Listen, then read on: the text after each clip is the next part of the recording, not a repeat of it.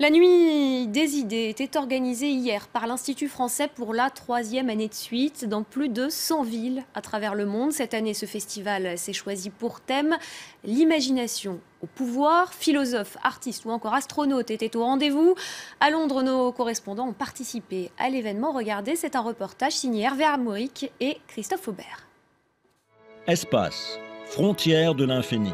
À l'Institut français de Londres, les astronautes Timothy Peake et Thomas Pesquet examinent les nouveaux défis de l'exploration spatiale avec la future génération. La génération future, elle aura deux défis majeurs. Le premier, c'est de s'occuper de la Terre en fait.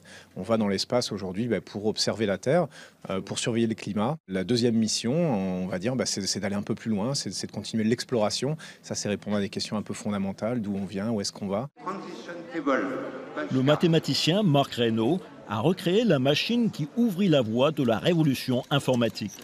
Voici un prototype du calculateur inventé par Alan Turing dans les années 30. Le concept théorique de machine de Turing est utilisé encore aujourd'hui pour étudier des attaques contre nos systèmes de cryptage de données, comme par exemple les cryptages des données pour les cartes bleues. L'intelligence artificielle repousse les frontières de la médecine, de l'ingénierie et des arts.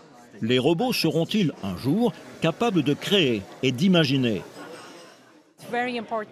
C'est très important que la société et ses dirigeants politiques commencent à penser à l'usage que nous faisons de l'intelligence artificielle.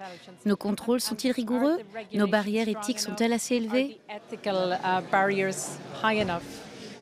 Cinéaste, Ken Loach a exploré la politique des guerres civiles à travers l'Europe. Le thème de ce débat sur révolution et histoire, les manifestations de mai 68 en France.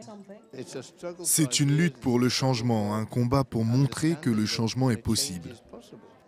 La soliste Geneviève Strosser, sa performance de musique contemporaine à l'alto, inspire un moment de recueillement dans une grande nuit des idées.